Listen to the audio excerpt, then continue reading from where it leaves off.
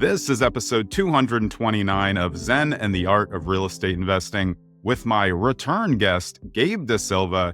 He is the founder and president of DaSilva Group. He is also the founder of all of these things, which I love all of them: the Add a Level Bus Tour, Fix and Flip Foundation, Real Estate Riches Mastermind, and Learn and Earn with the DaSilva Group. He's also a former guest on way back in the day, episode 8, Finding Your Inherent Comfort Level with Gabe. That was September 7th, 2022. My friend, welcome back to the show. Thanks for having me back on. It's wild to think it's been over 2 years. So, and kudos to you, man, for staying the course and for recording and bringing so much value to people for this long. Most people, I think the statistics are like most podcasts, like only 3% will go to 100 episodes. Yeah. So you far surpassed, crushed that. And I know you've impacted a lot of people doing it, and I'm just happy to be back. Yeah, appreciate it. And I think our voices are a little bit hoarse because we were at the meetup last night, the Zen meetup, and like that was a pretty big one last night. So I'm glad we could put this on. But we were just joking. We didn't barely talk last night because there's so many people here, so we didn't ruin any of our material for today. That's right. And you're a little hoarse because you have to like speak over the band a little bit. So they're like jamming in like the far back, but you're trying to hear and speak to others. But again, we kind of avoided each other so we wouldn't ruin any of today's content. Yeah. Awesome. Well, I mean, we've been friends for years, but it's always great to get you on here to kind of go over, because I think the most interesting thing that I've seen is while most people who are the highest end flippers are still going like you, but you have a specific strategy with Add a Level. How have you continued to just doing what you're doing through interest rate hikes, very limited inventory where we are in all these parts of New Jersey, while everybody else seems to have more trouble or overpaying to get stuff and then having to under deliver on the product? Yeah. This came up last night too at the event, and I was talking to a handful of guys and talking about how we're still sourcing. And the beauty of our model is that we kind of create our own inventory. Yeah. So when we're, looking on MLS and doing like off market stuff as well, but you can go right on MLS, you can see a Cape or a ranch or, one of these like smaller, unkept 1960s homes, and everybody else is bidding on that. Maybe that renovated. We're bidding on that with another floor on it. We're bidding on that like 2X. Yeah. So it's a completely different model. We create our own inventory because we kind of get to go in there. We're buying something we're going to create. We're not buying what's there.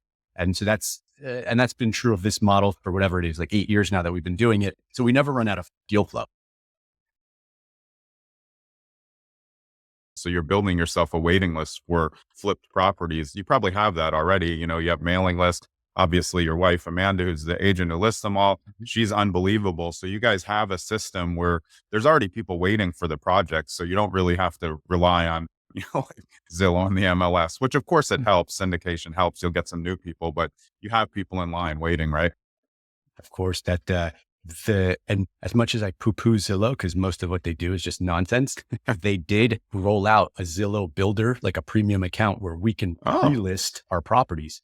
So right now, 2 of the 4 that we have active in this one little pocket we're talking about, they're live on Zillow Builder. They're not live on MLS. Yeah, we are getting better. A lot. Yeah, you're not getting the days on market. You're not aging the product. Exactly. But you are getting buyers. And so we just did a showing at one that's the furthest along. We're in trim and tile.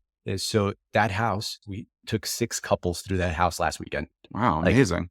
And so just because of Zillow Builder or some for mailing list or? No, it's all lead flow through the Zillow Builder account. That's awesome. That's actually the best thing I've heard them do probably ever, because I'm not a big fan.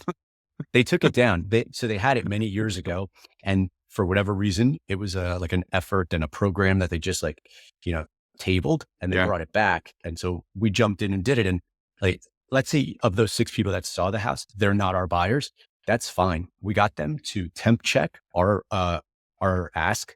So already we've increased our asking price by $50K based on the feedback that we got. Yeah. And now they're in our web. So, okay, this house is not the one for them. The next one might be, or the one after that might be, unless they go buy. And if they go buy, great. But in the meantime, we're kind of building this list as we're building the inventory, as we're building and creating our comps, and pushing up these values.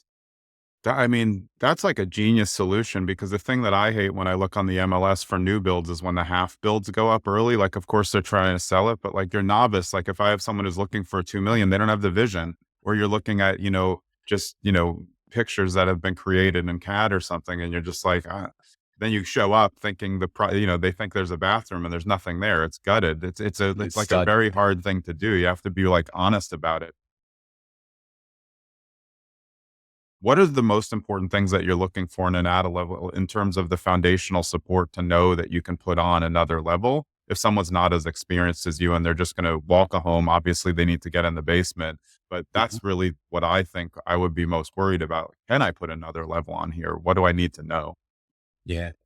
Well, the reality is that those homes that are at 50, 60, 70 years old on solid block foundations, sitting on 3 foot wide poured concrete footings, like those houses aren't going anywhere. Yeah, And yeah, so building on top of those homes is actually more structurally sound, as hard as it is to believe, than what they're building now, because they're excavating right. and they're moving dirt, and like virgin soil is much tougher and firmer than this, like, this disturbed dirt. And then Yeah, they disturb the dirt. And then we don't build new, by the way. We have maybe 2 new constructions a year that we do.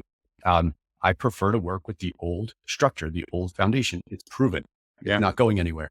So structurally, I would say for those that don't know that, who can't see that because you haven't yet like logged the reps, get someone to walk it with you.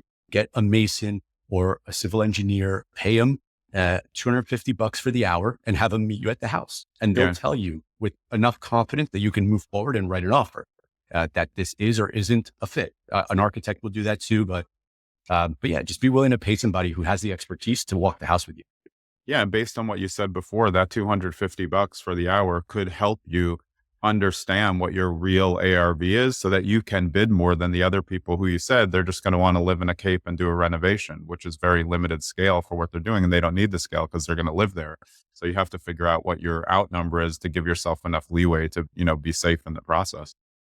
Yeah, your confidence is huge. You're going to write the offer based on the level of confidence that you have about what it is that you can create and what you'll ultimately get for that. And for us, having done this so many times, it's easier. Like we can walk the house and quickly discern that. And if you're newer, you're going to bake in a bunch of contingencies and you're just going to bid yourself out of the deal because you're going to say, oh, well, I'm not sure about this foundation. Like I got to at least leave 50K in contingencies in case I missed something. Meanwhile, we know with great confidence that this foundation is solid. So Yeah. I'm not even like worried about that 50. I mean, my budget's 50K less. It means I can offer 50K more. I want to talk about the bus tour because I think it's so unique and I think it's so fun for the people who go on us. So tell us a little bit about the bus tour. Is it once a year or twice a year now?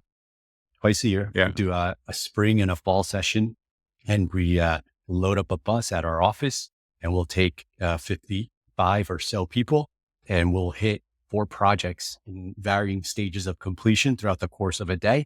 And at each house, we'll stop and we'll talk about the numbers. We'll talk about the cost of construction. We'll talk about the finishes. If we're in the finish stage, my whole team is there, my office manager, designer, agent, project manager. And so people get to see this happening in real time. They get to ask questions of the people who actually do it, right? It's the best way, I think, to roll up your sleeves and get in the mix without making a large financial commitment to actually doing a deal. We have people come on these events, they see it and they go, this is awesome, but I don't want to do it. Like, it's just, I would love to just lend to you and I would love to be a part of it as a debt investor and kind of watch from afar.